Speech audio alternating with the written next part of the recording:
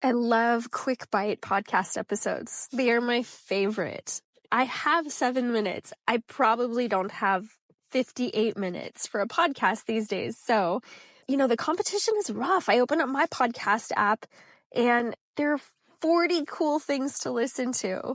I know that my brain is going to look for what is the easiest that I can possibly do here that also matches what I'm really interested in. I'm trying it out more, and you probably should too. I am doing podcasting because I love to speak. And doing video sometimes isn't very possible for me, but what is possible is speaking to you. Like right now, I'm in jammies. I just dropped my kids off. I'm still sitting in my school parking lot, but it's such a beautiful day here in Texas. What I can do, I could write, but I love this. I love getting to impart the excitement and the joy of thought leadership to people because that's what I'm built to do.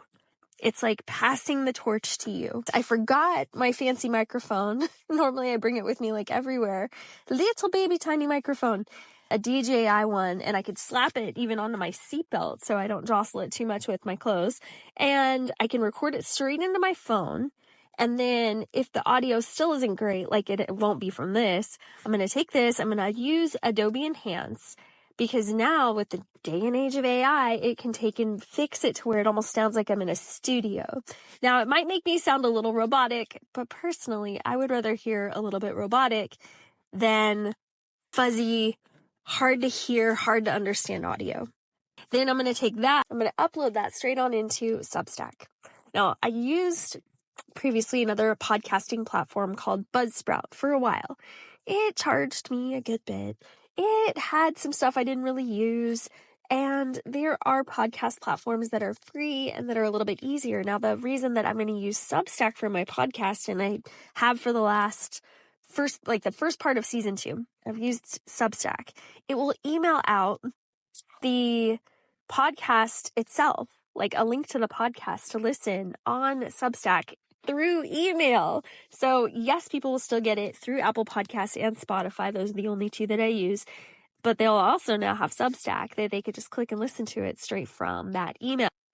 That's a huge benefit because most podcast platforms are not at all going to email out your podcast to people. So that's why I choose Substack.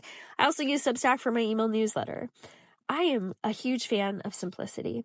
Complication means I'm probably not going to get it done. I'm working like you are to do thought leadership in my margins, which are slim because I am entrepreneurial. I have 2 businesses and I'm starting a 3rd.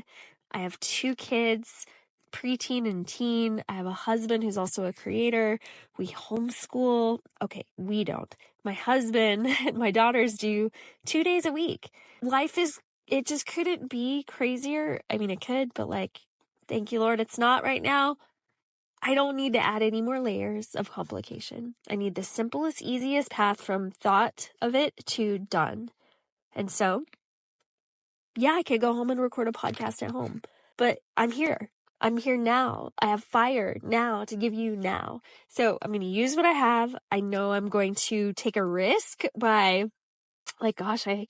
I hope this has value.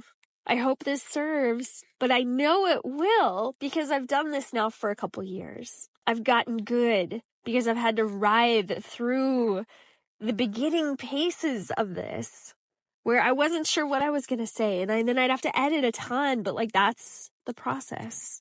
Either you work at the beginning to script it and I never would script anything word for word ever, ever, ever, ever, because you would never get that with me in real life, right?